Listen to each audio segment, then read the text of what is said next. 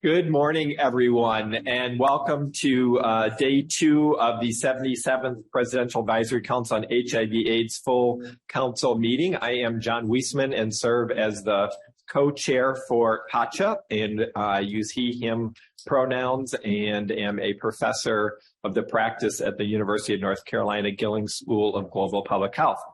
And with me, I think you know that our co-chair, Marlene McNeese, needed to head back to Texas for work that she needs to do there. And we have asked Carl Schmid to fill in as our honorary co-chair, which is a great way to sort of bring together our tenure on PACHA to a close, given that Carl and I were appointed at the same time and served as the initial co-chairs of the reconstituted PACHA about 4.5 years ago, I think, at this point. And so it's very fitting that he is here with me, and will be adding his wisdom as well as we go forward. So day 2 of our meeting is a day that we are going to focus a great deal on now sort of HIV and AIDS in Arizona as a whole state. In looking at what's happening here, where's the epidemic, what is the great work happening, what are the things that folks here need from the federal government in terms of systems and policy and other issues that we should be thinking about being able to advise the Secretary and our federal partners on. I mentioned this yesterday at the end of the meeting. We are very fortunate to do site visits the day before yesterday, and we went to the Southwest Center here in Phoenix. We went to the Phoenix Indian Medical Center and Native Health. It was great to see the amazing work happening here, both for American Indians and Alaska Natives, as well as everyone else. Both the prevention work that is happening as well as the treatment. Very inspired by those. I'm sure that committee members, when we do our open discussion, will have things to say about those site visits and things that they took away from those. But let me just again thank all of the folks who made that happen. At the sites, you were incredibly welcoming, and we were very impressed with the work you're doing, the issues you're bringing forward. And just want to commend you on the work that you have been and will continue doing under very trying circumstances. As we all know, we've heard a lot about lack of resources in terms of enough people to do the work that's out there. You know, once again, people who are so dedicated to this mission around ending the epidemic and providing support to those who are living with HIV and AIDS. Let's see. Today, we are also going to be hearing from Admiral Levine, and we're going to be hearing from our subcommittees. I've mentioned before that a lot of our work in between these meetings occurs in 3 subcommittees, and we will have brief report outs about that. One of the things that we are doing, and I mentioned this at the end of the meeting yesterday, we have heard a great deal in our site visits and in yesterday's conversations around syphilis and the outbreaks that are occurring all around the United States, certainly. And we have drafted a resolution for the board, for the council to consider this afternoon. We have copies of that resolution that are now being handed out to you. So both for PACHA committee members, PACHA members, you also have a email, I believe, with the draft resolution in it. I want to thank Ada, Justin, Leo for helping to put this together in very short order. We will consider that at 1:30 in our agenda. So the 1:30 time slot that we have for committee report outs and the 1:45 time slot on molecular HIV surveillance and cluster detection, those shouldn't take as long as we've allotted. So we will start that discussion at 1:30. Can I just get a show of hands from PACHA members if you're needing to leave before 2 o'clock? I think some folks are needing to leave before 2. Can you just raise your hand so I make sure we No, we have a quorum. Okay, so I think we should still have a quorum. And for those who have to leave, if you've got any comments on the piece, please leave it with a colleague so that we can get your input. Let's see. So when we do look at the resolution for folks who are online, we will have the resolution up on our video that you should be able to follow along with us when we take a look at that. So that's what's happening for today. Carl, anything you want to welcome folks with? Oh, that's nice of you, John, and I appreciate this opportunity to serve as your honorary co-chair today as I finish my term on PACHA. I'll have more things to say later today when we do reflections to close out my term, but I just wanted to thank the people of Arizona and the Native Americans. That it's been an eye-opening experience to experience what life is like here, and it's been very helpful. And you know, to hear their perspectives and their needs, it's always helpful. It makes me always be a better advocate to learn. I think all of us need that. And but one thing I wanted to acknowledge is how people really enjoyed their jobs, and they are so into their work, and it really is very inspiring. And so we heard yesterday more from American Indians, and today I'm looking forward to hearing more from the people of Arizona. Great, thanks. And I'll just add that yesterday's meeting was incredibly powerful. Hearing the great work that's happening, oftentimes on very limited budgets, which is an issue, and the storytelling, incredibly powerful.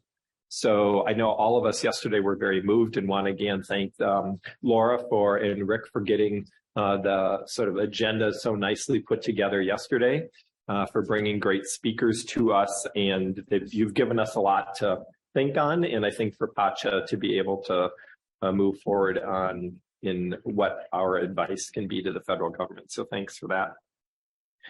Let's see, with that, I think I'm going to turn it over to Kay Hayes, who is the Deputy Assistant Secretary for Infectious Diseases and the Director of the Office of Infectious Disease and HIV/AIDS Policy, and the Executive Director of PACHA, to do our roll call. Great, thank you, John, and good morning to everyone. I will start with our PACHA member roll call, followed by roll call of our federal partners. After you say your name, if you could please tell us what organization or agency you represent, that would be very helpful. PACHA co-chair, Marlene McNeese. PACHA co-chair, John Weisman. Present, and I work at Gilling School of Global Public Health in Chapel Hill. Greg Alton. Guillermo Chacon. Tori Cooper. Rania Copeland. Alicia Diggs. Present, and I work for UNC Chapel Hill Centers for AIDS Research. Thank you. Vincent Guillermo Ramos. Present, Duke University School of Nursing. Jen Cates. Mark Meacham. Present, and work for ViiV Healthcare External Affairs. Leo Moore. Present, I serve as Medical Director for Clinic Services for Los Angeles County Department of Public Health. Rafaele Nevarez. Here, and I work, I am the co-founder of Latino Salud in South Florida. Thank you. Laura Platero. Present, Executive Director at the Northwest Portland Area Indian Health Board. Kayla Quimbley. Michael Sag. John Sapero. Present, I work with collaborative research, and I am a person with HIV. Thank you. Carl Schmid. Here, I'm Executive Director of the HIV and Hepatitis Policy Institute. Justin Smith. Here, I'm the Director of the Campaign to End AIDS at Positive Impact Health Centers in Atlanta. And starting next week, I will be a DRPH student at the Harvard University T.H. Chan School of Public Health. Great. Awesome. So noted. Ada Stewart. Present, and I am a lead provider with Cooperative Health Centers in Columbia, South Carolina. Daryl Wheeler. And our CDC HRSA Advisory Committee on HIV, viral hepatitis, and STD prevention and treatment, known as the CHAC liaison, Wendy Armstrong. I'm present, and I'm a professor at Emory University and the executive medical director of the Ponce de Leon Center at Grady Health System. Thank you. That concludes the roll call for our PACHA members. Now for our federal partners, Harold Phillips. Present. Harold Phillips, Director of the White House Office of National AIDS Policy. Thank you. Dimitri Daskalakis. Alicia Richmond. David Johnson. Present. Deputy Assistant Secretary for Health, Director of Regional Health Operations. Thank you. Tim Harrison. Present. Principal Deputy Director, Office of Infectious Disease and HIV/AIDS Policy. John Okutumalade. Present. EHE Acting Coordinator, OIDP. Thank you. Michelle Sandoval Rosario. Present. Michelle, present. OIDP. Rick Haverkey. Present. National HIV Hep C STI Program Coordinator for the Indian Health Service. Robin Neblett Fanfare. Present. CDC Acting Director, Division of HIV Prevention. Laura Cheever. Present. HRSA HIV/AIDS Bureau. We administer the Ryan White HIV/AIDS program. Ernia Hughes. Bill Capagianis. I think he's been delayed. This is Timothy Holtz, the NIH-OD Office of AIDS Research Deputy Director. He'll be signing on later. Great. Thank you so much. Lee Fleischer. Jessica Lee. Hi, Jessica Lee, present for CMS. Thank you. Maureen Goodnow. Kristen Roja. Present, Public Health Advisor for HIV with SAMHSA. Thank you. Rita Harcrow.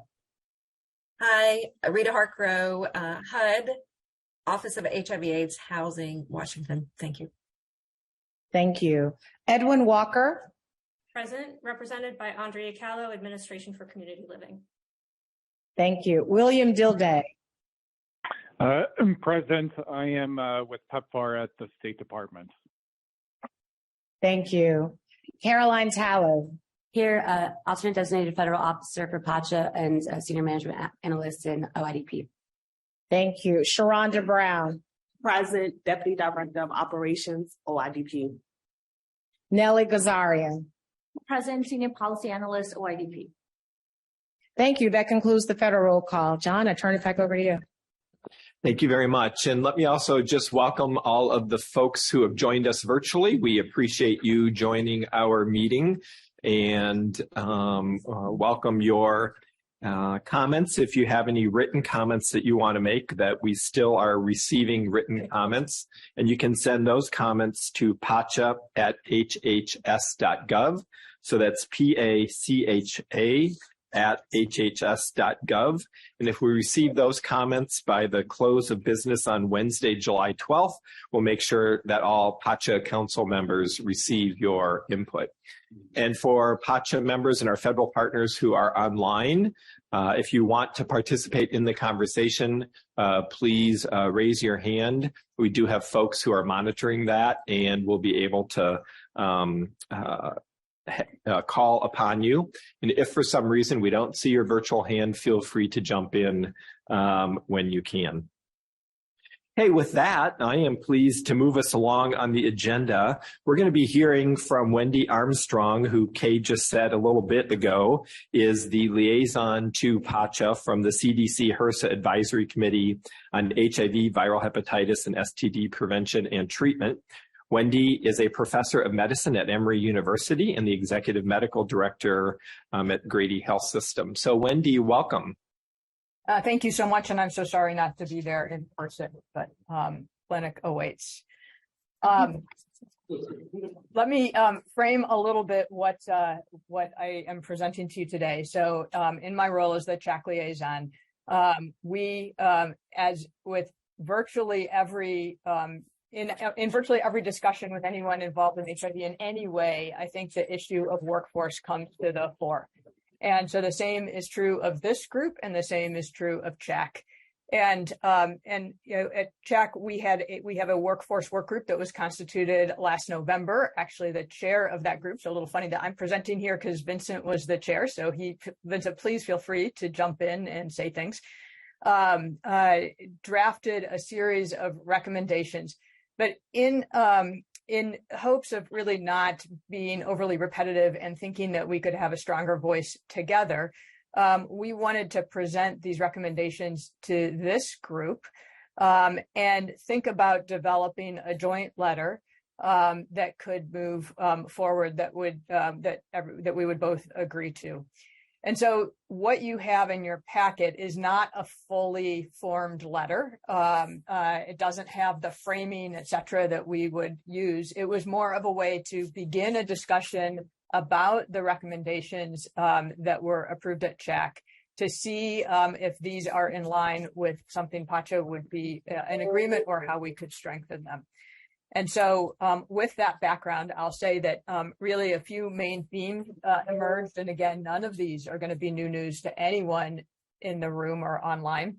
But the themes, you know, really as we're thinking about workforce included education in newer models of care, the use of broad interprofessional teams that included individuals with all sorts of backgrounds and designations, including people living with HIV, that there would be pathways for promotion for all of those individuals, and that people would practice at the highest level of their licensure. And so I'll read sort of the 4 recommendations. I will say that they're fairly top line. There's not a lot of granularity. That in part is because some of these, I think, will require probably a group of true content experts to think about the most granular ways or the best ways to realize all of these recommendations. But again, would love the feedback of the group and then a sense of whether or not we want to move forward with developing something that everybody agrees to. So the recommendations are as follows. And I'll just briefly read these. CHAC recommends that the HIV prevention and treatment infrastructure be broadened to ensure appropriate training and resources for workforce development in a decentralized, differentiated HIV model of care with individuals prepared to explore new practice innovations.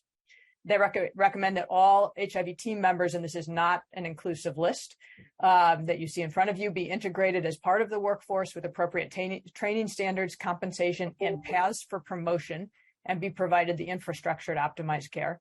The CHAC recommends exploring ways to incentivize programs in creating demand and ensuring pathways for recruitment and retention of a diverse and inclusive HIV workforce, consistent with the current and emerging needs and challenges of communities of people living with HIV. And finally, that CHAC recommends there be a review and synthesis of evidence of effectiveness of practice of different types of healthcare providers, and a synthesis of the evidence of current regulatory barriers that place restrictions on practice at the highest level of training and licensure for non-physician HIV providers, and consideration of incentives to remove these barriers. And this last one was really a nod to understanding that barriers, for example, for nurse practitioners or PAs or other individuals, pharmacists, et cetera, are regulated by the state. But if there was a way that we could help the states realize and move toward change. So those are the 4 recommendations. And again, I would love to hear discussion, both again, on the recommendations, but also on sort of this bigger notion of developing something jointly. Great, Wendy, thanks for that presentation of that. I'd like to invite Vincent if you have any comments you would like to make first, and then this has been also looking through the Ending the Epidemic subcommittee. So Carl and John, I'll invite any thoughts of yours. Sure. So Wendy, let me just start by saying I think you did a beautiful job at sort of presenting sort of the group's collective work, and just want to sort of publicly say that I consider you one of the content experts who has been kind of at the forefront of this issue. So thank you very much. I don't have a lot to add other than John and others. That I think these 4 recommendations, while broad and while they need to be fleshed out, that they really do speak to an opportune sort of low-hanging fruit. If we really do want to advance the ending the HIV epidemic in our country, certainly workforce and doing things that will help better leverage our existing workforce, and at the same time developing future workforce, it seems like a no-brainer to me. So that may not be very articulate, but I think those of you that have been listening to me for a little while now know that this is something that I'm also very passionate about. We all need to work collectively if we're going to achieve this.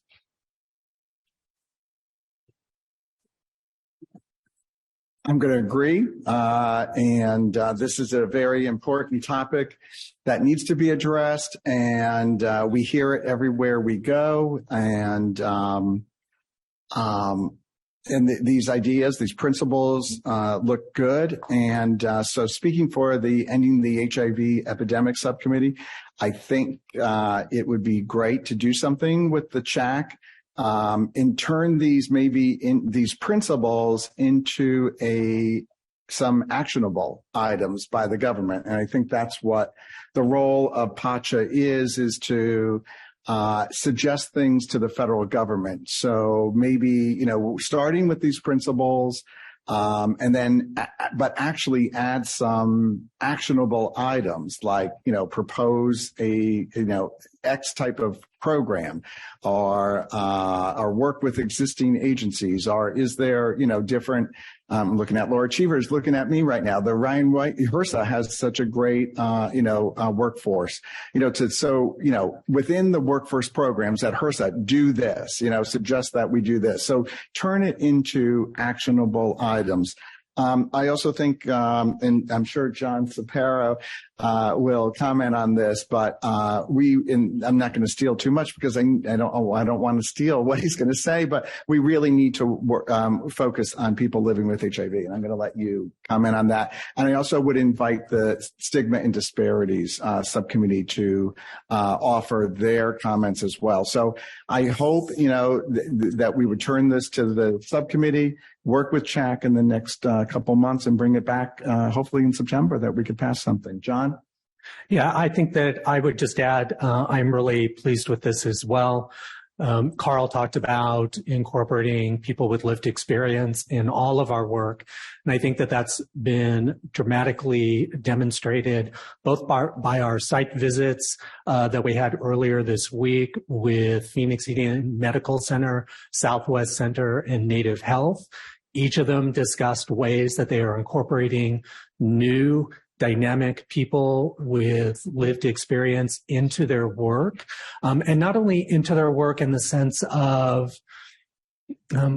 what I might describe, we have traditionally done that in either entry-level roles or non-managerial or leadership roles in our organization, and to see them actively pursuing ways that they could bring people with lived experience into leadership positions was great. I also think based on the PACHA to the People discussion that we had yesterday that focused on HIV and aging and other critical issues around the workforce, I think it's great that we are exploring ways that we can really expand what we're doing, encourage new people to move into HIV work, and be excited and engaged and to continue the great work that we're doing at both the federal and local levels.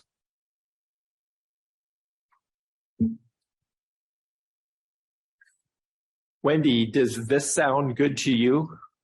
No, this sounds great. So the proposal, so what you're proposing is moving it to the ending the epidemic and stigma committees. And, you know, I guess my question would be, should we have someone from CHEC or myself be, you know, engaged with that effort as well? Yes, certainly. And then we've got Vincent as well. So yes, we'd love to have both of you engaged, and we'll have the co-chairs reach out to you on that. That'd be, I think, ideal. Laura, you've got a comment. So one thing I would ask you to consider addressing, and it struck me yesterday or on Tuesday at the site visits, is that the current, and we've heard this repeatedly from other places and certainly within Ryan White programs, that that the Ryan White program and the programs we visited were huge successes in part, and I think someone had commented on this, you know, despite the fact you don't have what you need, you get your results. And it's because everyone that we visited talked about working extra hours, not having lunch, not having breaks, working in the evenings, the weekends. And we have heard from Ryan White programs that there's so many people resigning, and part of it, people just reached a breaking point with COVID. And then afterwards, I can tell you the impact of MPOX was huge because people were just sort of trying to get through COVID and sort of being able to understand what had happened. And suddenly they were in it again, gowning up and, you know, worried about, disease, you know, worried about a new disease. And it was so stressful that the retention rate of staff, when you want staff that are welcoming and understand your populations and are culturally relevant, when everyone is turning over, or your whole front office even is turning over, or your nurses just don't have 15 or 20 years of experience anymore because they've all left because they don't want to work that many hours, because they can't stand, it's not sustainable. It's completely admirable. And it is what has made the Ryan White program so great, but it's not sustainable and it's not healthy. There's no self-care in any of that kind of system. That I would ask, as you think about this, to think about some of those retention issues and making it a place where you'd want to work, even though you're not getting paid that much, which is sort of reality of working in these kind of often public sector areas, that you make it a job that people can do over years in a healthy way. So just on that retention issue, you haven't mentioned that yet. I would ask you to consider that. And if we're trying to get people that have chronic underlying illnesses, that are older, all of those things that make it even harder to do that kind of work in a healthy way, that be part of your consideration. Excellent points. Thanks. Justin, we're going to give you the last word, and then heads up to PACHA and the technical staff. I'm going to make a change in schedule that I'm going to talk about after Justin gives his comments. Yeah, I think this is a really wonderful beginning of a conversation. So I'm supportive of the recommendations that are here. I would just add that, and it's called out in the sort of preamble here around prevention services, but I think making sure that the prevention workforce is also part of the conversation. I know that a lot of this kind of focused more on the clinical end of things, which is important. But I think remembering that there are folks that work in the HIV space that aren't clinicians that are also important to the work. And again, I think some of that's called out, but I think just to be more specific about that. And you're thinking about kind of training programs in public health schools. You know, I think folks that come out of that space are also an important piece of the HIV workforce, and we should talk about how we incentivize that as well. So, but this is great. Great, thanks for that. Excellent work in terms of this draft and opportunities to keep taking this further. So Wendy will make sure that you get invited to an Ending the Epidemic meeting, and we'll at least get the co-chairs of the Stigma and Disparities group there as well, so we can do some of that cross work.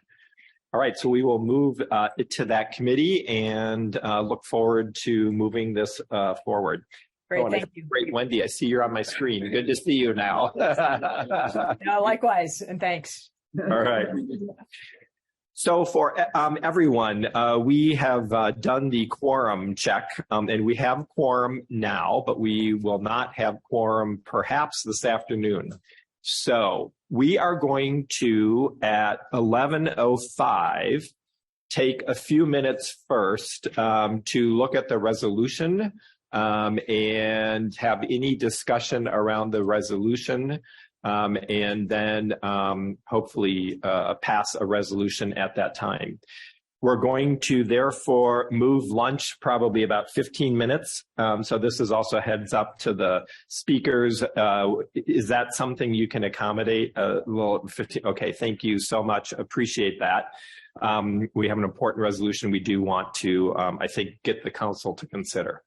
So I appreciate everybody's flexibility with that.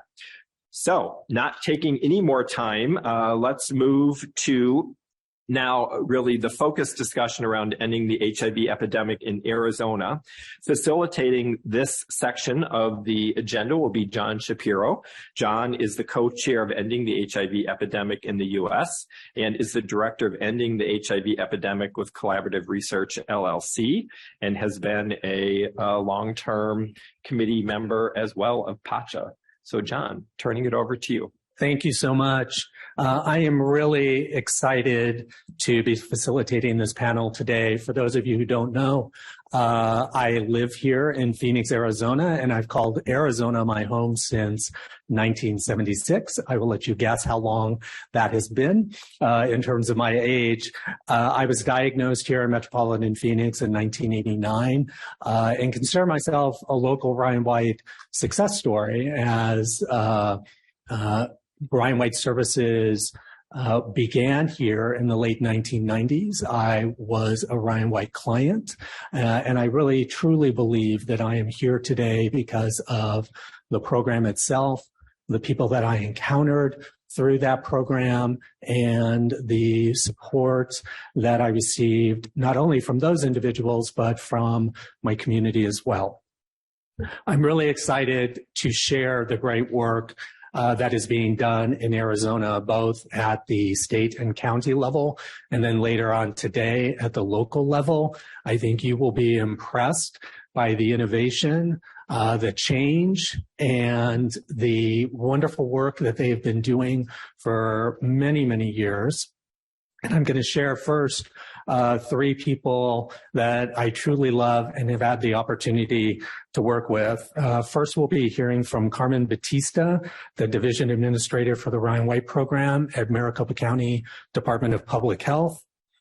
Excuse me, when I was office chief of the HIV prevention program and also worked for the Ryan White Program and served as a planning council member for the Ryan White Program. Carmen was essentially my work wife. When I left public service and moved into the private sector, Carmen and I divorced amicably. She got the kids and the cat. I got the condo in Puerto Vallarta. I'll let you figure out who has the better deal. Later, we'll hear from Ricardo Fernandez, the office chief of the Office of HIV and Hepatitis C Services at Arizona Department of Health Services.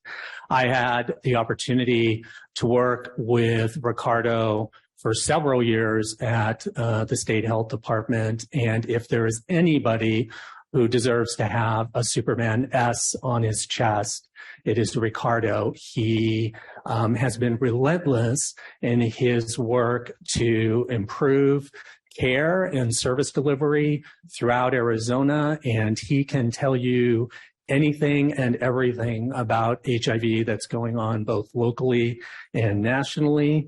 Some people have compared me to his arch nemesis, Lex Luthor, to give you an idea, but he is truly an outstanding leader in our state. And then we'll close this panel with Michael Lopez, Deputy Division Manager of Programs in the Clinical Services Division of Pima County Health Department.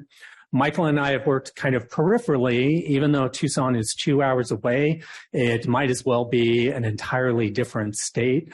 And it's not often that we've had the chance to work collaboratively in person together, but his biceps have been on my vision board for many years.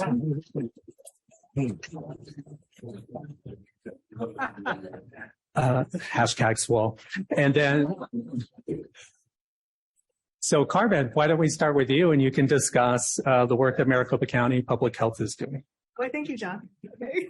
So today I wanted to talk to you about 3 different areas for Maricopa County. And I think the first area coming into is really just the importance of centering our work on people with lived experience. And so we do that in Maricopa County. We have, thank you so much.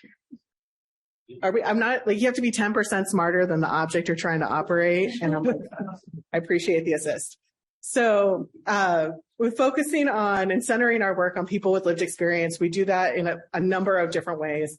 I think our splashiest work in this is around our media campaigns and really including people with lived experience from the very beginning. Our community was not excited about red ribbons. Our community really wanted invigorating stories. They wanted positivity. They were filled with hope with the message of undetectable equals untransmittable. And so we've captured that within our media campaigns. We share that back with our community. We've had our ambassadors. We were able to pay our ambassadors. We were very excited about that. And then also find ways to include those partners in our work as we move forward. And I wanted to share too, maybe this is a basic chick story, but they gave me the mic. So I started working with Ryan White Administrative Office in 2007 as a consumer satisfaction survey technician, I guess. And so I would travel around to all of our agencies. I'd pick up our consumer satisfaction surveys. I'd take them back home. I'd make a report, very 90s vibe, 3D bar charts, a list of comments and an action plan. And we meet with the providers and we would look at the data and we make an action plan. And I think that sort of process is fine. But now in 2023, 2022, I'm so proud of my team. They've taken that process that essentially served providers, that served our needs as the grant administrator, and they also made it something that serves our community. So we added a question on the survey. So now when people fill it out, do you want a copy of the report? And they can say yes. And so we give them a direct copy of the report. And we design the report so that it's for the community. It's beautiful. It looks like something that comes out of a Cosmo magazine, like 2 pages. It's very clear, actionable items and like these great little bubbles. These are the 3 things that we heard your voice, and this is what we're working on. And the team, in their commitment to centering people with lived experience, they did not stop there. They continue, they have social media posts about the survey results, so they're sharing it out that way. And they also send it out in their community newsletter, which has, I want to say about a 60% open rate on average, which for those of you that don't do newsletter, like that's a stupid high is the phrase that we use.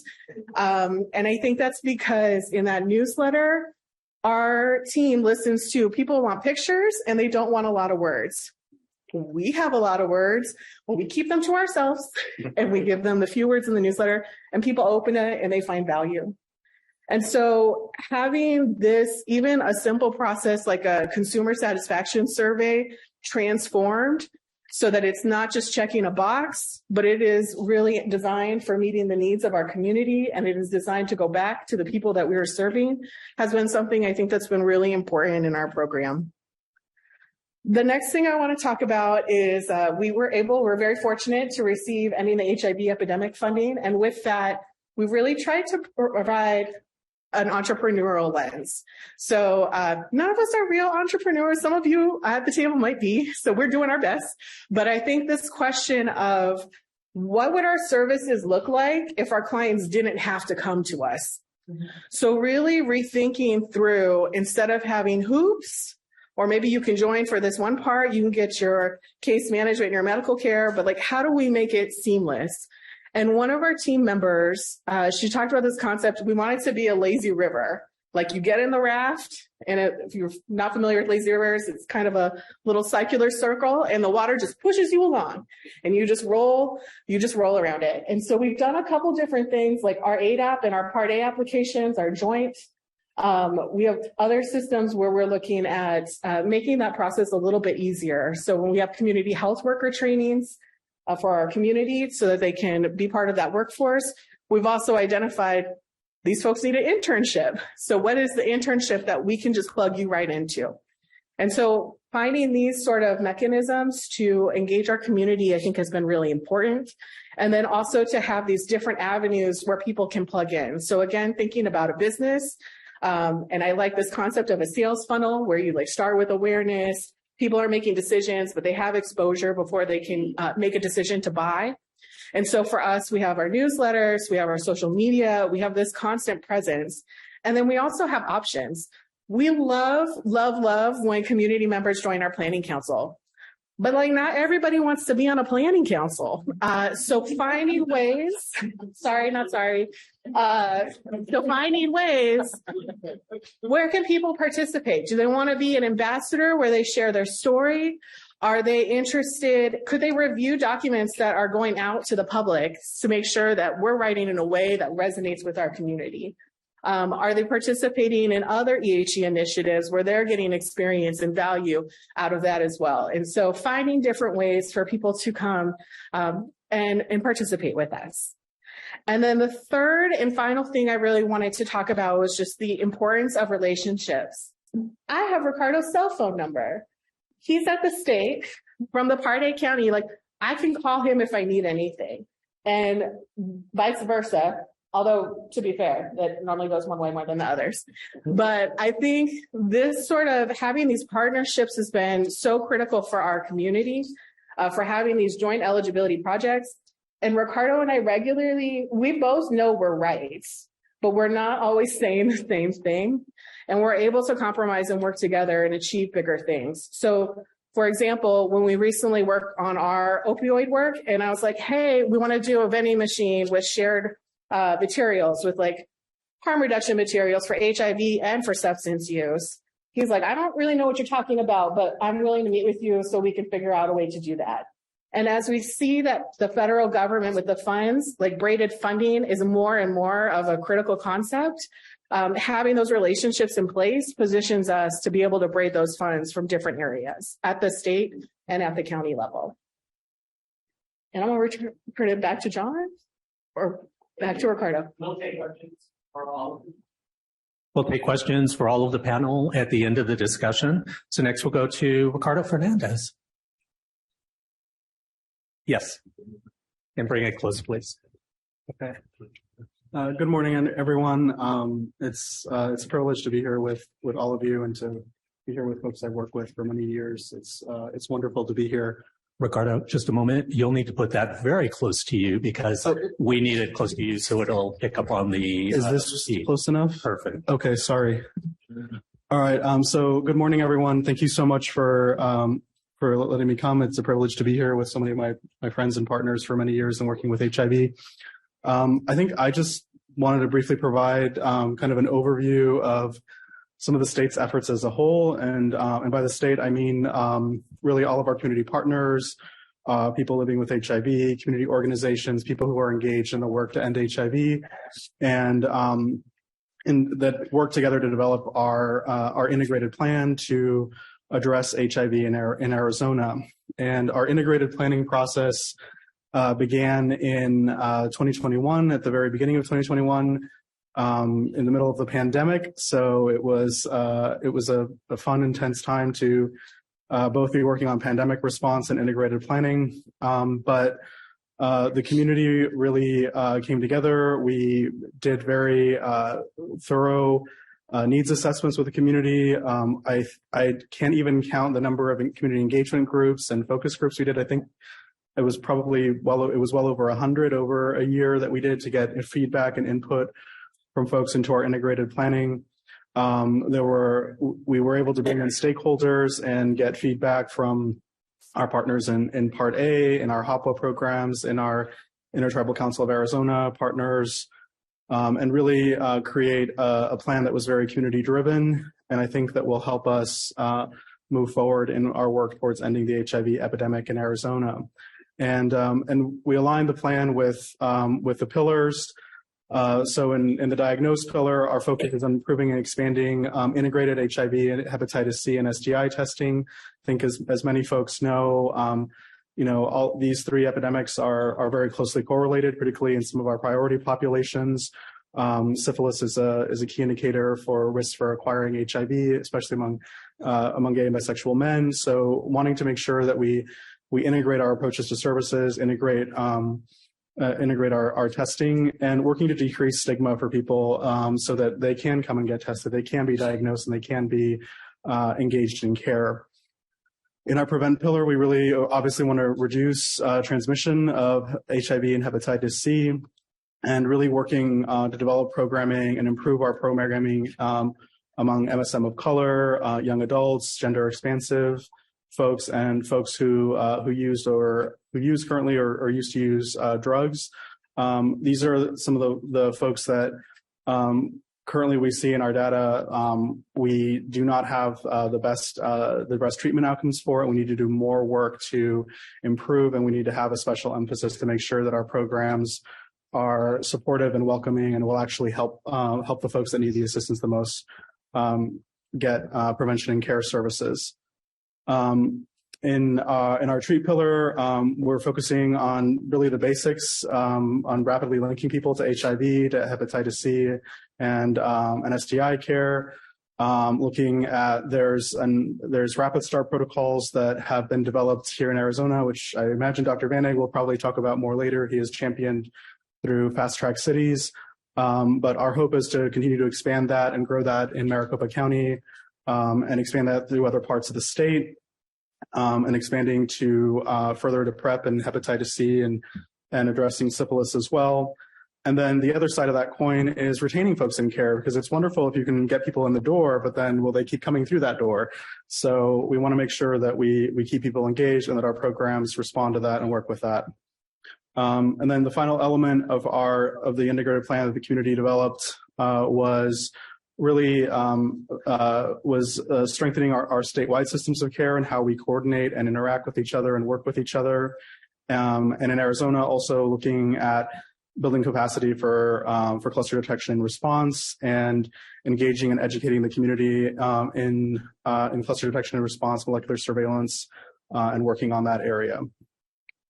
So I think it was a huge undertaking, which required just so much work from so many community partners at a time when they were taxed to do a lot with COVID and and then later with Mpox. But I think the community really created a really strong plan with a lot of support that received concurrence from both of our planning councils in the state, from other community partners, including our hepatitis C elimination group and our STI control office. So I'm really proud of the work that the community did and all of the input they received, all the time that people gave to the plan, and to really work to improve our state and to work towards the goal of ending HIV. So. Thank you. And then Michael, and you'll need to move the microphone very close as well. That was heavier than I thought it would be. Can everyone hear me okay? Good morning and good afternoon for the folks that are online on the East Coast. My name is Michael Lopez. I use he, him pronouns. I am with the Pima County Health Department. I am the Deputy Division Manager for Clinical Services Programs, so I'm happy to be here with you all, so thank you so much. I wanted to talk about the efforts and the work that we are doing down in our southern area of Arizona in Pima County. A lot of what I think that Ricardo and Carmen had spoke of. I think what's also brilliant about our state is that we are collaborative when we're thinking about the work. I know that a lot of the ending the epidemic funding does come to Maricopa, and Maricopa does become a larger focus and work. But what we heard from like Ricardo and Carmen also, I think with our planning bodies, is that we extend that throughout the state. We understand that community members throughout our state work together, travel throughout our state. So we want to making sure that we're also coming from this, not just from a specific jurisdiction location, but really thinking about Arizona as a whole in ways that we can work together collaboratively to, support, HIV, STI, hepatitis C work. So what we've done in Pima County, I think, being a smaller community in retrospect to Maricopa, is that, if it wasn't for our community partners in our area that are really focusing on this work, and I think that's where, we're making sure that we're talking, we're communicating, we're collaborating, from a health department perspective, is that we're not the ones needing to always do all the work, but making sure that we can leverage off of our community partners that are doing the amazing work in our community. Some things that I wanted to point out, I think that is important that I'm excited about, and I know that Pima County is also excited about, thinking about the pillars and sort of the prevent pillar of expanding PrEP services. Pima County Health Department became the first Arizona Health Department to initiate a PrEP program, initiated a PrEP program in January of 2022. This really was an effort to start seeing that a lot of folks were entering our clinics at the health department to getting tested for HIV and STIs and then being referred and linked to care outside. But we were seeing a kind of a gap of those being retained in that referral process and making sure, like, we're seeing a bridge, we're seeing a challenge, we're seeing a problem in our community of linking those folks and finding ways that we can utilize our efforts and making sure that we can provide that. So we worked together with our community partners, with the state, a lot of folks involved with training, making sure our navigation processes were there and being able to do initiation PrEP, really where the goal was to test folks, in that status neutral of care protocol, looking at if you're testing negative, talking about PrEP, and then being able to initiate PrEP there in the moment, providing medication in hand, watching our clients take a pill right there and then linking them with care with our community partners for the ongoing thing. Last year, we started off with about 100 folks that we were able to initiate on PrEP. And then as of this year, from January to June now, we are seeing about 90 folks already. So we're already seeing half of that population. So we're already seeing the advantage of using us as a bridge for folks to get into care, using our services at our health department to engage in these services, and then being able to connect them with our community partners, which we're really proud of and being able to do that. In addition, we are now working in doing our PEP component, which we've already had a mechanism in place with our partners in Tucson, UA Peterson Clinic, who've done an amazing job in our community to provide PEP services with Banner, U of A Banner, and really engaging our community. So our goal was, again, in that status neutral approach, finding a way that we can bridge folks so if they're coming to the health department with a possible exposure to HIV, instead of referring them, linking them to another place, all this wraparound within that 72 hours, we thought, well, we can do the testing, we can provide some medication to bridge and then connect them again with our community partners who do this so well to continue that ongoing 28-day medication. So we're finding that this approach, again, is just bridging those components that allows us to at least create less of a barrier for folks, whether they engage or not. So our goal is, like, how can we be supportive in our community that already supports the work that people are already doing, but then again, finding ways that if people are coming to us, that we can still provide that same information. Our next step is also moving into, again, rapid start for those that might be diagnosed within our clinics, to be able to provide them medication on hand before they leave the door, and then connecting with our continued partners like Southern Arizona AIDS Foundation, El Rio SIA, UA Peterson Clinic, again, working with these three major partners to link them to long-term care. Again, our goal is if we can start the process and then refer and then continue that process with our community partners, I think that we're in a good spot to really support and come from this from a community perspective. That has been an awesome opportunity for us. I think, again, from looking from a syndemic approach component, thinking about STIs, hepatitis C, the health department in Pima County, we're also excited to help partner with the Arizona Department of Health to really look at surveillance for those that have been previously diagnosed with an STI, especially like the less priority STI cases like chlamydia, gonorrhea, that I think that our surveillance, as we also know that the challenges with surveillance and DIS work, we have to prioritize on syphilis and HIV and some of these smaller quote unquote, infections don't get overlooked a little bit. So our goal was, can we start looking at that surveillance data for those that have previous syphilis, gonorrhea, or chlamydia, and then providing that data for us to be able to reach out to folks through our investigations, through our surveillance phone calls, to be able to then link them to PrEP, bring them back into our clinic since we're able to do that. So we're really excited to be able to start partnering and providing this potential pilot program that can be successful and hopefully a model for other jurisdictions and health departments to move in that direction. In addition, what I also love about Pima County representation on the statewide advisory group, working with the integrated plan and the HE plan for Maricopa, really looking at it as a comprehensive, knowing that their work is going to be more focused in Maricopa, but then again, using that to making sure that we can still follow those guidelines and using those pillars as a way for us to think about the work that we do in Southern Arizona and then expand it throughout the state. So knowing that one area can focus on certain areas and build that, but making sure that we're coming at this from a collaborative state. So really, it's been a wonderful experience to work with my colleagues and partners throughout the state, knowing that we are a state and not just defined by our jurisdiction alone. And I think that is important to really understand the way that we're going to approach and hopefully ending the epidemic of HIV and other STIs and Hep C, hopefully in our future. So thank you so much. John, I have a quick public service announcement. So to prevent any panic attack, if you might look and see if you have your phone. If you're missing your phone, one's been turned into us up here. So don't want anxiety where it doesn't need to be. Thanks. Thank you. Thanks to all three of you for sharing your programs. I'll ask you a couple of questions, and I'll give PACHA and our other folks that are at the table some opportunity to form their own questions.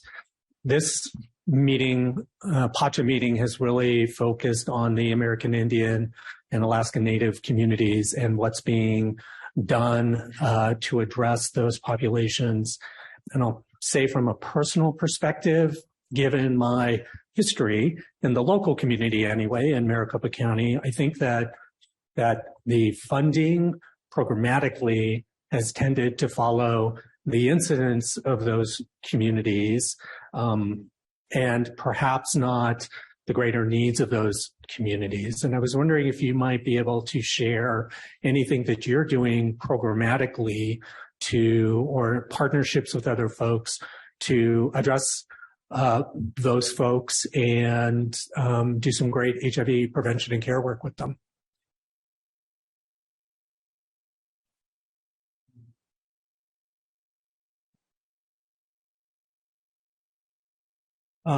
Sure. I think John is correct. I think from the perspective of the state health department, I think the resources that we provide to tribal nations and that are dedicated specifically to American Indians and Alaska Natives are I think comparatively lower than to other populations in the state. I think the areas where we try to collaborate are working closely with our partners in the Intertribal Council on Arizona, working closely with the local health departments in analyzing fluctuations in the numbers of folks that are diagnosed with HIV, and working closely to monitor that and coordinate that with the local public health sanitarians and other disease investigation specialists in those areas. I think for the majority of the services that we provide, they're provided through nonprofit or local county health departments that have case management staff or programs that are dedicated to serving American Indian and Alaska Natives within their larger programs. We currently do not have dedicated funding streams specifically to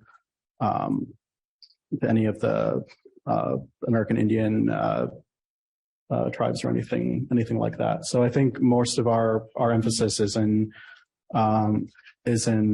planning and collaboration and support as needed with our DIS workforce, and then through our other community partners that also serve the same population.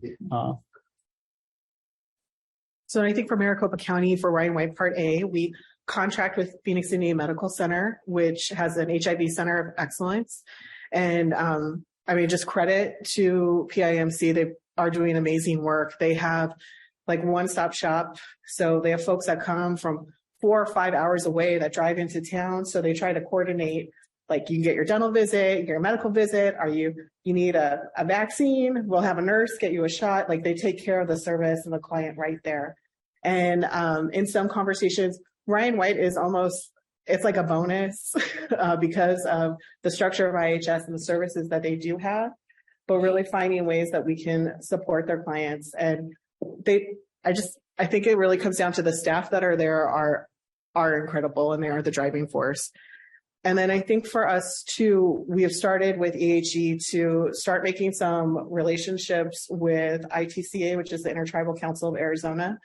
And so in that work, really wanting to have some consistent staff and just scoring the importance of we can't just show up and then drop off their radar.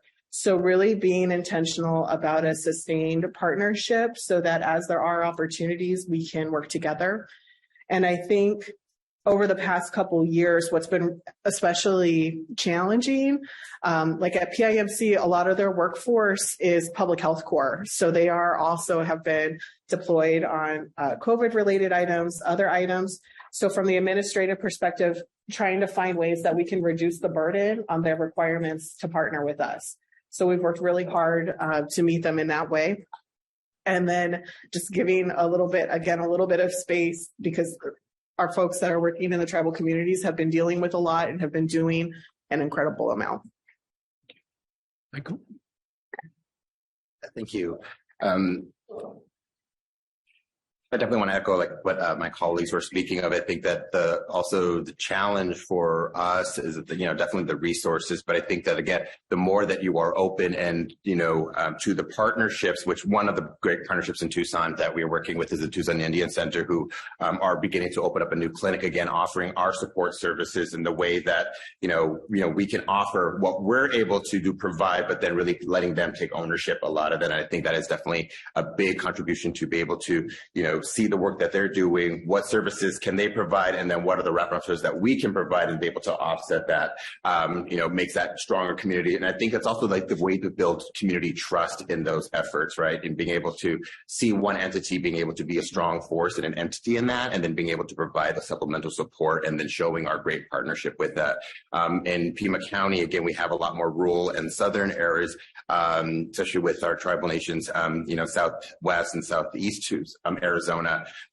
Finding ways just to collaborate and making sure that those communication networks are there, being able to provide that support, bringing them to the table. I know that within this, our SWAG committees, making sure that we are bringing people, also making sure that our meetings are not, one location, that we are going to spaces. And I think that being inclusive in a lot of these areas is, building that support and building that trust. And I think that coming out of a pandemic and moving into, new areas, finding ways to find those collaborations and finding, how we all work, what our strengths are, and then how we can continue growing in some of those areas. Thank you, Michael. I'll ask you to keep your mic on because my next question is for you.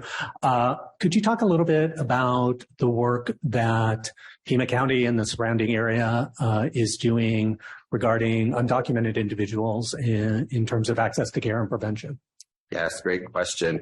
I think it's important, again, we look at our health department as kind of that safety net, if you will, for a lot of communities, to making sure that for folks that are undocumented, that they have access to our clinics without being probed for, information, identification, whatever. Our goal is, if you're coming to seek services, we want to be able to making sure that you are getting the services that are culturally humble in that respect, making sure that, our information is bilingual. If they are Spanish speaking, that we have the right information, and also just being very transparent. And I think the way that how we collect data and information. And again, our goal is to making sure that we can provide a service for those that are undocumented. And I think it's also important that we also know our resources in our community. There are other community partners that are also serving undocumented folks in our community, to making sure that if they're coming for one service, but they might need another, then we'll be able to then refer and work with our community partners to address a lot of that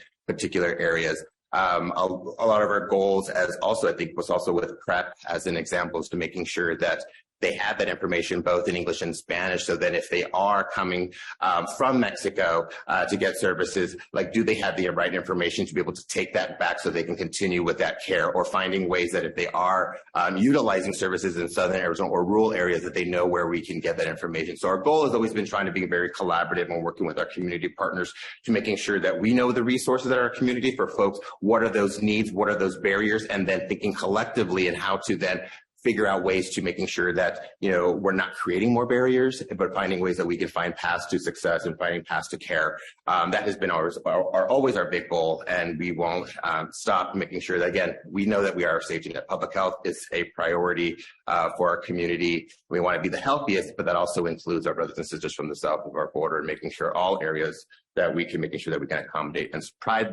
provide support as best as possible as we can with the resources that we do have available. Then I'll ask one more question to you, Carmen, and then I'll open it up to PACHA members and our other guests. So, Carmen, Maricopa County is huge.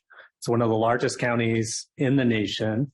It's actually larger than New Hampshire, Vermont, Massachusetts, Connecticut, and parts of Rhode Island combined. So when you think, you know, if you visualize that, imagine being in New Haven, Connecticut, and having to go to upstate Vermont for medical care. Could you talk a little bit about how services have evolved to address the needs of such a huge land area, and maybe some of the similarities and differences that occur among the clients in Maricopa County? Fantastic. Thank you for that question, John. We use a lot of Ubers. And so, because a bus ride, even in metropolitan Phoenix area, it could take you 3 hours to get from Mesa, which is like on the east side, like downtown, to a medical appointment. So really using Ubers, Lyfts, those sorts of things. And I think we're coming to a place when we've mapped out where our community lives that we serve. Historically, most of the individuals have been in the central Phoenix area. But housing prices, if you haven't noticed, in Phoenix are going up very rapidly. And so we just started anticipating we're at this place where people are having to move further and further out to be able to sustain housing. And so we are coming up right now on sort of our contracting process. And so having providers from different locations that are not just in the central Phoenix area is the most, I think, critical thing that we could be doing to be addressing having available services throughout. So, for example, we have a dental insurance program instead of direct dental service. So again, when we looked at our maps, every client is like within a mile or two of a dentist that they could be accessing. So making sure that matches there. I think part of, we're in a very new era too with U equals U and treatment and availability, but having partnerships in the community through the different regions of Maricopa County is essential, because we can't just put up a request for proposal and expect that like people are going to apply. So really have been investing a lot in those relationships. And to your question about kind of like the demographics and the mixes, like parts of Maricopa County are technically rural. So we have some of those experiences. And I think in full transparency, we could do more to reflect those voices and those perspectives than we currently do. And so really just trying to meet people where they are and finding ways to bring those voices forward so that they're included and reflected in our plans. Thank you all. And I'll open it up now to PACHA members and other folks who would like to ask questions and go through there. And I see over here, Leo, if you'd like. I saw Laura first, so I'll let her go. Oh, I'm sorry. Laura, go ahead. Thank you for being here. Question about data. So we know that American Indians, Alaska Natives are often, the numbers are often low in HIV, but we know that's often due to misclassification. What are you doing at the state or county to address misclassification of American Alaska Native data? And just for an example, at our Area Health Board, we get the data from the state and we're able to link our data to the Northwest Tribal Registry, and we're able to increase identification of American Indians with various chronic illnesses by 30 to 40%. that's how often we get misclassified. So just curious of what kind of work is being done to address misclassification. Sure, I can talk about that.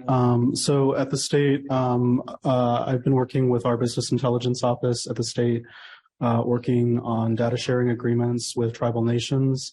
I think our hope is to be able to create agreements that will enable the sharing of our data with the tribes so they can compare folks on that are enrolled as tribal members in the hopes that that will help us account for some of that. I think obviously that isn't a complete capture of all of the folks, because there are a lot of folks that might identify as American Indian or Alaska Natives that are not enrolled tribal members or not enrolled in one of the 22 tribes in Arizona.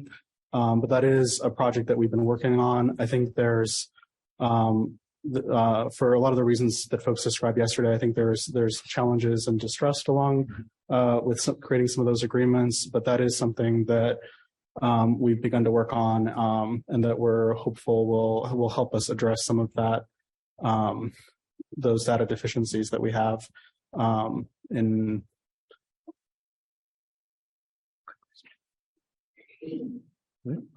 Yeah. Thanks so much. Thanks everyone for sharing with us today. So when I was looking at the 2021 Arizona surveillance data, I was particularly struck by the high incidence and prevalence rates among Black and Latinx populations.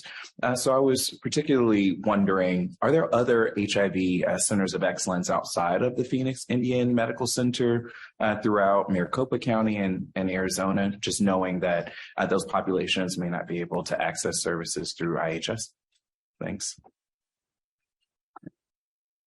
So the other IHS Center of Excellence is in Gallup. So it's in New Mexico. It's not in Arizona. So we know that a lot of folks, particularly from the Navajo Nation, folks in northeastern Arizona will a lot of times seek their care in Gallup, and we work a lot with those folks there. So that is the second Center of Excellence for in IHS, working with American Indians and Alaska Natives. In terms of, I'm not familiar with any centers of excellence that are for the Black and the Latinx communities. That isn't a designation that or that I'm familiar with. So and I apologize for that, but you'd have to educate me a little bit more about what that would be and entail. Sorry, I guess I just was wondering if there are centers of excellence outside of IHS in Arizona where patients who are Black, Latinx, or other groups are able to access services, because Carmen mentioned, being able to get all of those different services on one-stop shop back there. I was wondering if there are other options that are Black and other groups that are fortunate. Sure. So there is not a center of excellence for Black or Latinx folks that I'm familiar with anywhere in Arizona. So Black and Latinx folks would be served by some of the organizations that I think you all visited on Tuesday, like Southwest Center, McDowell Clinic, and some other folks that are further in Southern Arizona, and El Rio Health Center, or the U of A Peterson Clinic. And some of those agencies have programs that specifically focus on Black and Latinx folks, or provide some specific resources for them. However, there is no Center of Excellence designation for any HIV organization that I'm familiar with for Black and Latinx folks in Arizona. And I would just add, for Maricopa County, agreeing definitely with Ricardo informally, so this may or may not speak to the question, but we have prioritized funding agencies where the leadership and the foundation is from communities of color. So while not technically a center of excellence like Chicanos por la Casa that you visited, Ebony House, and I just had always been taught, like, having that leadership coming from the community makes a difference than when you don't have it and you're still saying, like, this is a focus. And so that has been a priority for us as well. Mm-hmm. Michael, what do you think that looks like in Southern Arizona? I know you're very connected to the community there. Yeah, I agree with Carmen in that respect, is that we do have our strong community folks that do serve all populations, with an emphasis, like a priority population, definitely to focus to offer resources that are specific, bringing those folks to the table to making sure that, the work that they're doing, that we're all doing, is coming from community perspective. And, again, I love that, that, if it's not for us, without us, it's, I think that we really take that to heart, making sure that we're including our organizations, our community, that what is it that you need that we can help try to support, and making sure that we can bring that. So I know that we collectively are in that direction and really trying to find ways to engage more, thinking outside the box, working with other organizations in Tucson, Pima County, that are focused in those populations. Like I'm thinking Amistades, Clinic Amistades is that one example, is focused on Latinx communities, making sure that, we're supporting them, that we can provide them information, because we know that they're a trusted entity in our community that works with that population. So again, it's just building that partnership and making sure that they can do the work and we can be that supportive network if need be. And Leo, I would also say, I think later on in our second discussion, you will see that there are some agencies that are really rising to the occasion and are transforming into those center of excellence that you're asking about. So I'm looking forward to sharing them with you later on. We have about 10 minutes left. Some other questions from anybody? Yes. Maybe we'll go to Justin first. Oh, Justin, I'm sorry. Thank you. Just as a quick follow-up on Leo's questions, I think we might get to this afternoon, but I was curious if if there are any specifically Black-led organizations in Arizona that focus on HIV?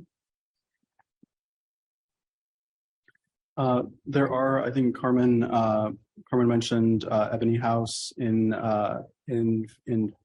Phoenix in Arizona. I believe, I could be mistaken about this, but I believe Ebony House is currently the only Black-led CBO in Arizona. Oh, sorry, go ahead. I think we do have some other Black-led CBOs, but not necessarily HIV focused, but we are trying to engage and create partnerships so that they could apply.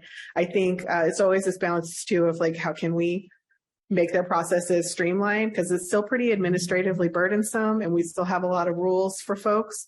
So that's something that we're looking at growing.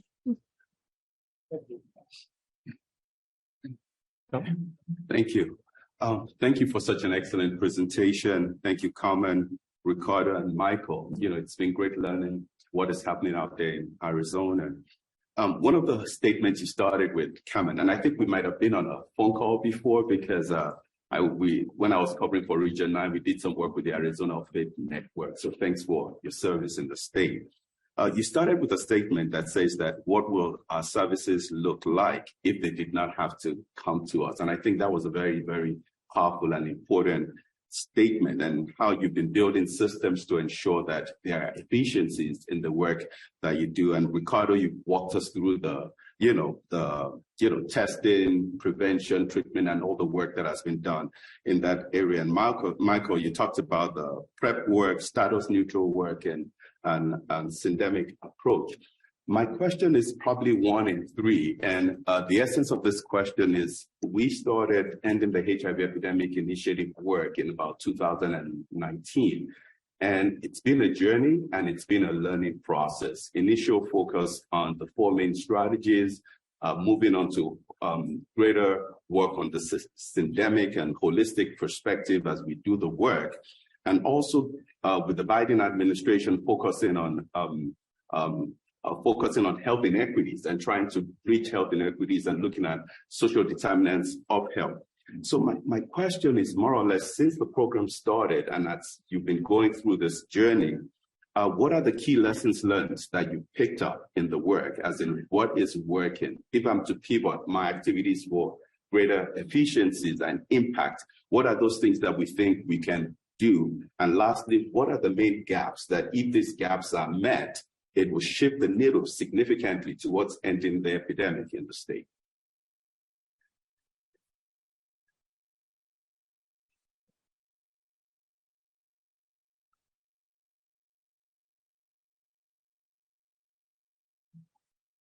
I think it can be a little bit difficult to say because I think one thing that disrupted us considerably was COVID. So a lot of our ending the epidemic activities were kind of disrupted by that. I think broadly some strategies that have seemed to be helpful have been really working to link people to care, expanding testing and developing programs that are responsive to community needs and integrated into community needs are, I think, probably the areas that have been most impactful. I think we haven't really made as much progress as we would like to make in our work, but I think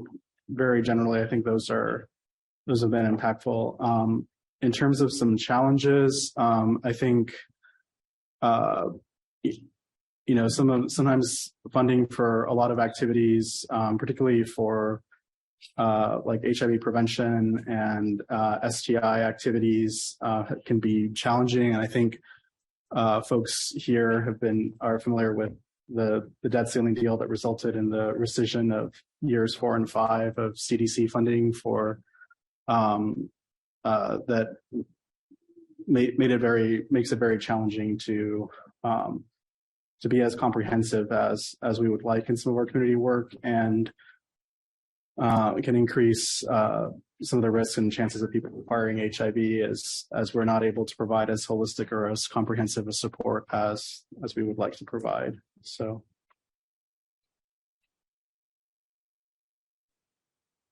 One thing that I would add, I think that definitely the pandemic has, in essence, forced us to think outside the box a little bit more. So I think that, where there's a challenge, there's definitely a possibility for what that good change can be. And I'm thinking around, finding different mechanisms to meet the client where they're at. We understand that folks that may not have internet or access to smartphone or computer. So how could telehealth be an option for them, but finding different ways. So we know that in Pima County, for example, we're working to expand our mobile health clinic services to be able to then go to places, find areas, meeting, where the people are comfortable, really trying to,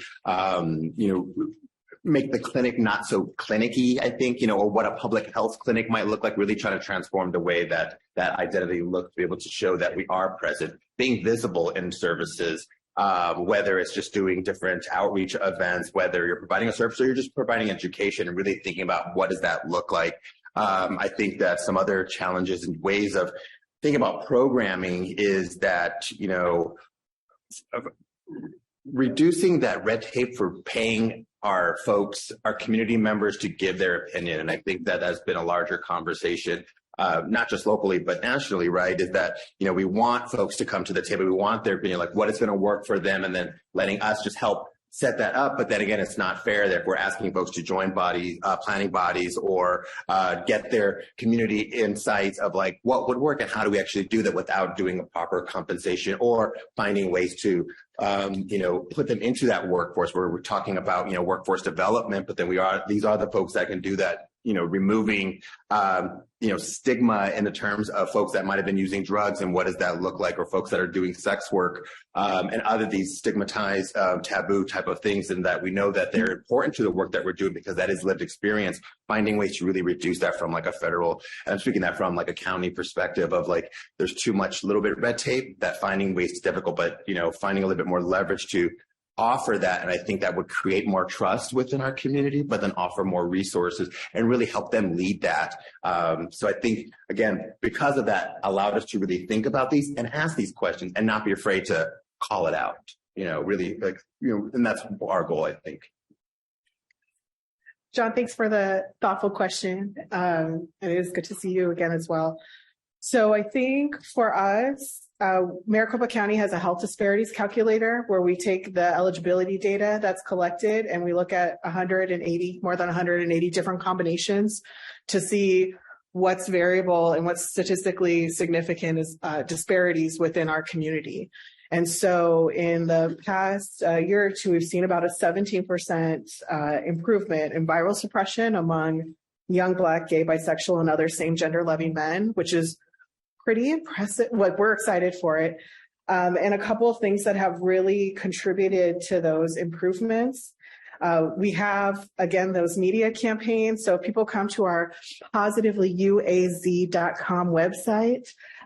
They can see videos, and you can see, like, I had a community member, they're like, I just want to sit down and see a face that looks like mine. So we have that representation. We're still growing more representation, but we can see those stories and they can link to services. The other thing related to the media where it's so important is that for a long time, like, Ryan White has great outcomes, but it was like a secret club that nobody knew about. So having that presence is a really driving factor.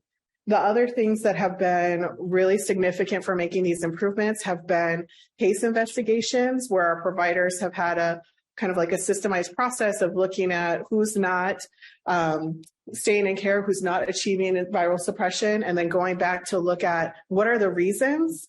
And, you know, sometimes the reasons are really big things that we can't fix. Maybe it's housing, but sometimes those reasons are like, no one answered the phone, or something that can be addressed with very, very low funds, like system changes, process changes. And then we have also pretty robust plan, do, study, act cycles that our providers lead at their agency level. And those are directed for the different programs, and they're aligned up to our priorities around linkage and viral suppression and our priority populations. Thank you very much.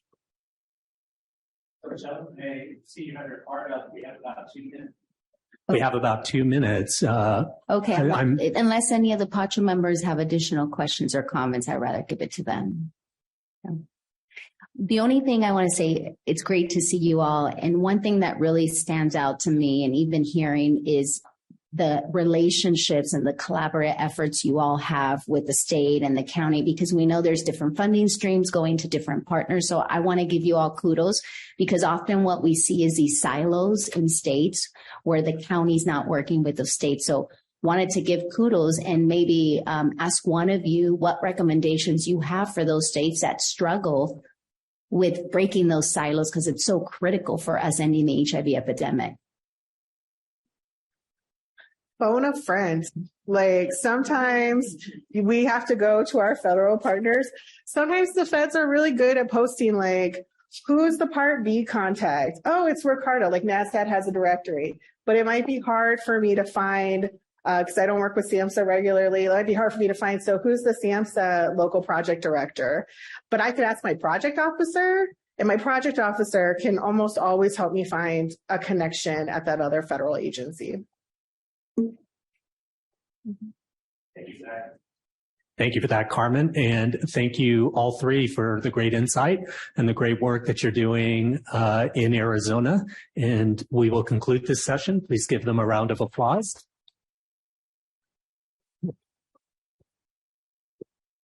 And I'll turn it back over to you, John. Great, thanks. Carmen, Ricardo, Michael, thank you. Also, the importance of the state and local collaborations is incredibly important, and your leadership is much appreciated. So appreciate that. All right, we are pleased to have with us Admiral Rachel Levine joining us at this point. Dr. Levine serves as the 17th Assistant Secretary for Health for the U.S. Department of Health and Human Services. And in that role is also the head of the U.S. Public Health Commission Corps, which we have a number of folks in this room who are part of the Corps. Thank you for your service as well.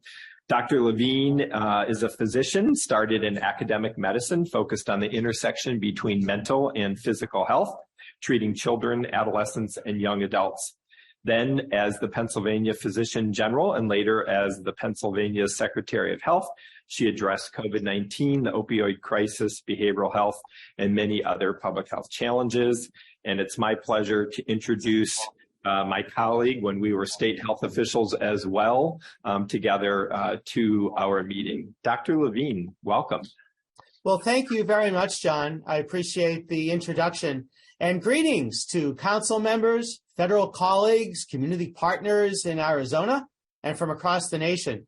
It is certainly my pleasure to join you for the Presidential Advisory Council on HIV/AIDS 77th full council meeting. I'm sorry that I can't be there in person, but I'm pleased to join you virtually. Thank you, Ms. Marlene McNeese and Dr. John Weisman, for your outstanding leadership as co-chairs of PACHA. And I'd really like to thank every PACHA member for your unwavering dedication to ending the HIV epidemic in the United States and around the globe.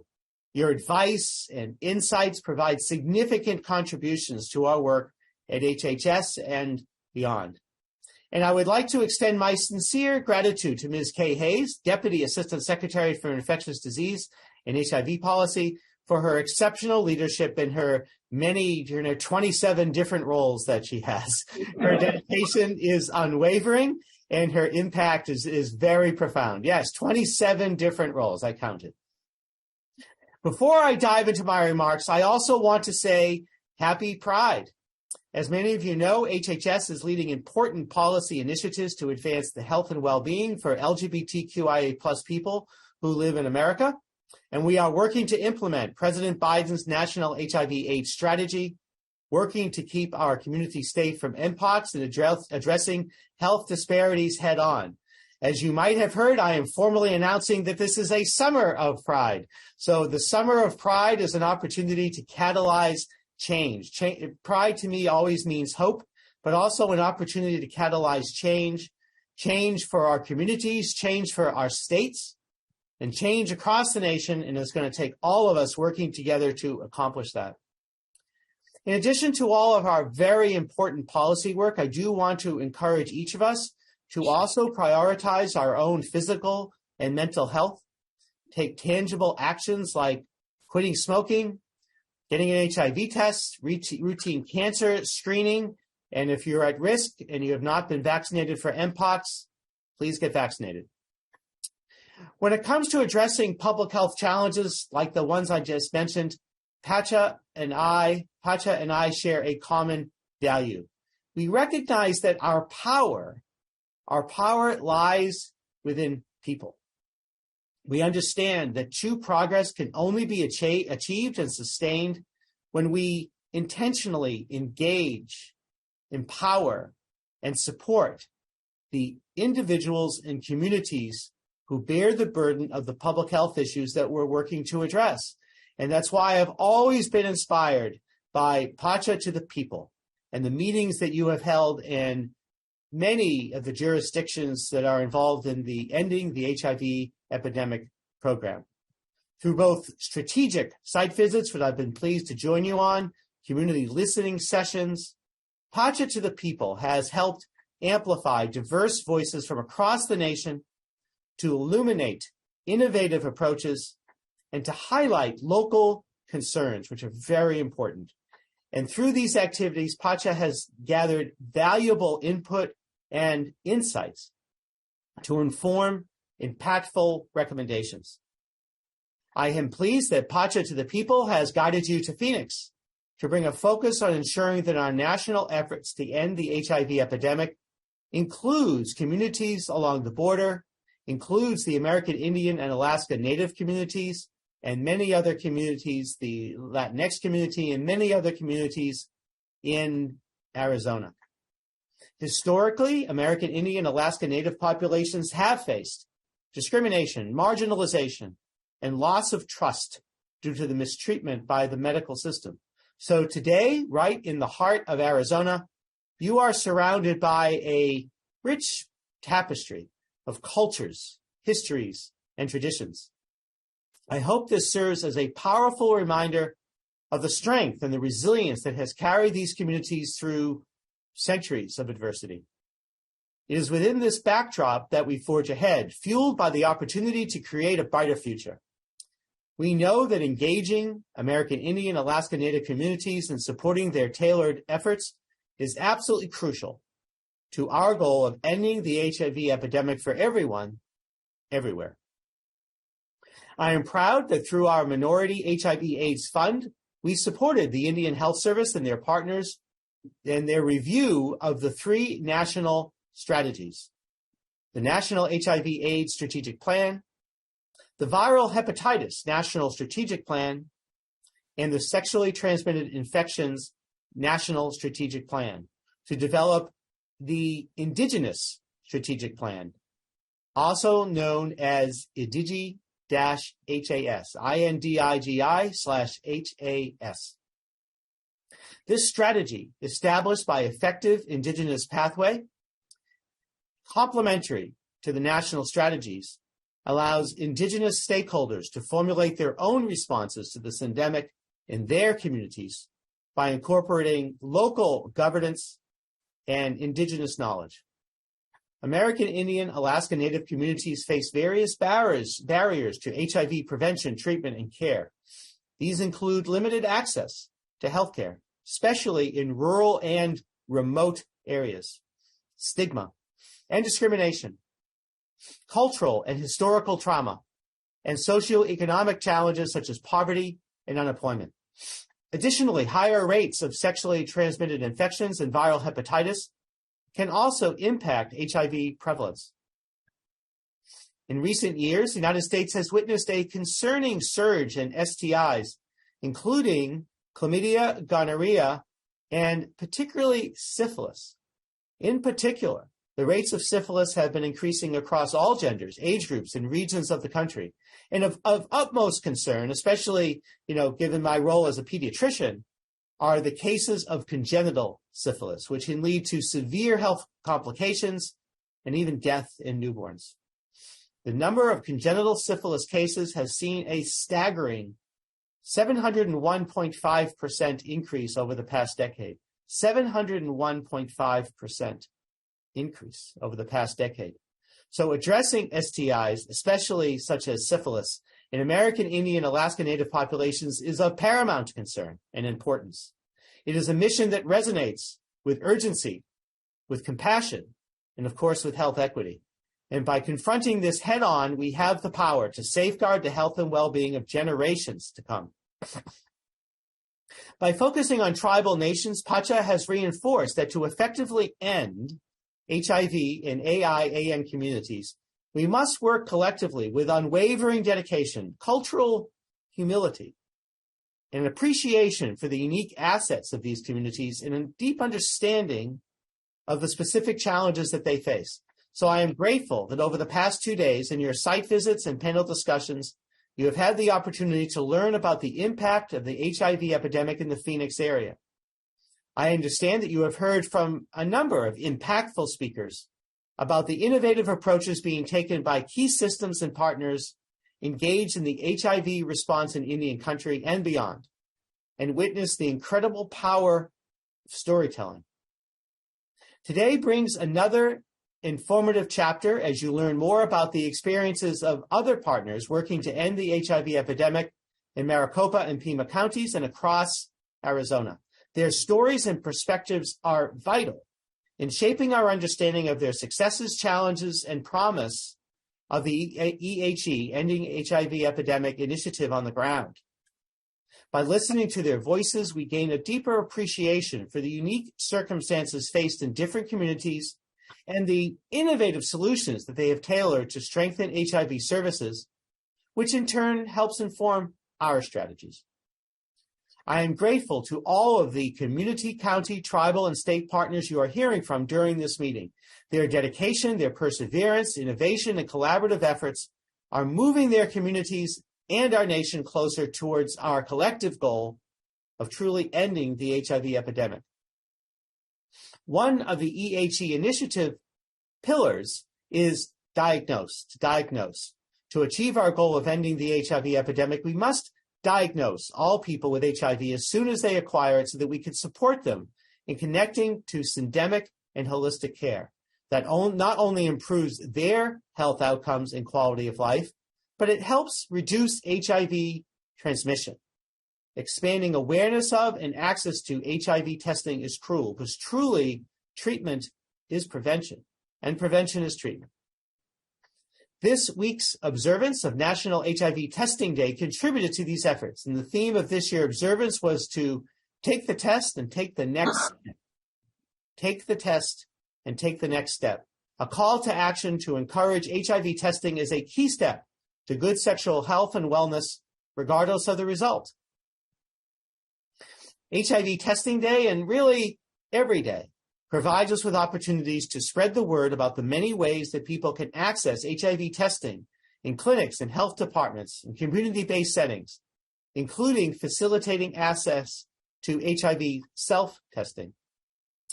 I know our colleagues from tribal communities in Maricopa County, like many others across the United States, have taken innovative approaches to expand availability of HIV testing and connect individuals who test to HIV prevention or care services. We must continue to refine and expand these important efforts to achieve our goals. Now, before I wrap up, I want to acknowledge that today is rather bittersweet, as it is the last PACHA meeting for two remarkable members of the Council. Their contributions to PACHA's work have left an indelible mark on our collective journey to end the HIV epidemic, and they will truly be missed. With deep admiration and gratitude, we bid farewell to Dr. John Weisman, PACHA co-chair, and Carl Schmidt, PACHA's EHE and NHAS subcommittee co-chair. Throughout his tenure, Dr. Weisman has been a beacon of leadership, wisdom, and compassion. His commitment to achieving health equity has been truly inspiring. And with unwavering dedication, John has led PACHA with a collective and collaborative spirit, championed innovative strategies, and uplifted voices through meaningful community engagement sessions. And I remember, John, when you first told me that you were going to become a PACHA member and then a PACHA chair. Carl Schmidt has been an invaluable member to PACHA. His unwavering advocacy has been instrumental in our collective efforts to end the HIV epidemic. Currently the co-chair of PACHA's EHE and NHAS subcommittee, he previously served as PACHA co-chair. His in-depth knowledge of intricate policy issues, the legislative process, and strategic visions has propelled PACHA forward, while he fearlessly championed initiatives to expand access to HIV testing, prevention, and treatment services. So I'm not there on the ground in Phoenix, but Kay Hayes is. So Kay, among your 27 jobs, please present the certificates on my behalf. John and Carl, on behalf of the United States Department of Health and Human Services, I present you each with a certificate and letter of appreciation for your service. Thank you for your outstanding service to HHS, PACHA, and the HIV community. Your legacies will forever inspire us to reach higher, strive harder, and keep pushing until we end the HIV epidemic. So thank you all for the opportunity to meet with you today. And most importantly, thank you for the work that you do every day to help us end the HIV epidemic. And happy Pride Month and happy Summer of Pride.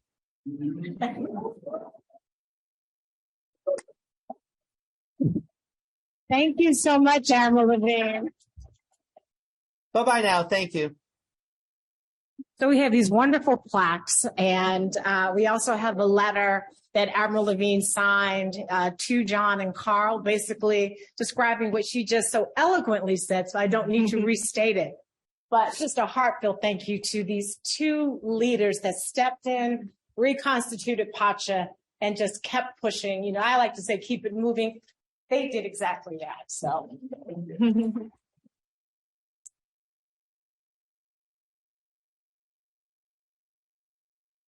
Thank you for that.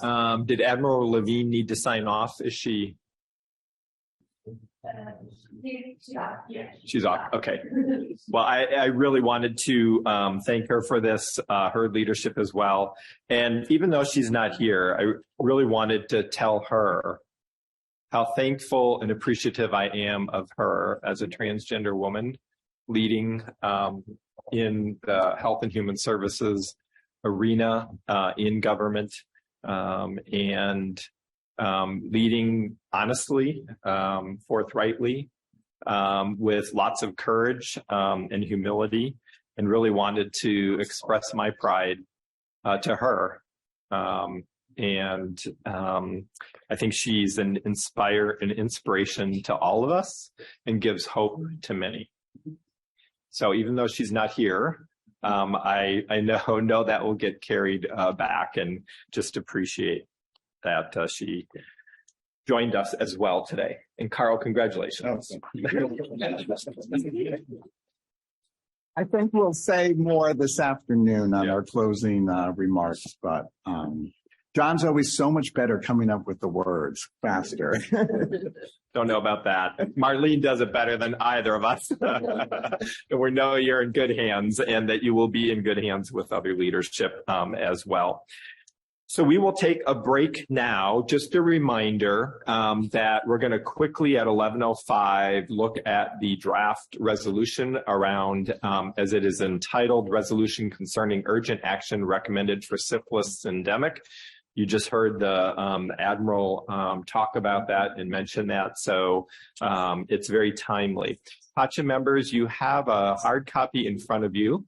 Carl has also sent around, and I think you have an electronic version of another whereas that is very appropriate to add about the connection to HIV, given the title in our council here.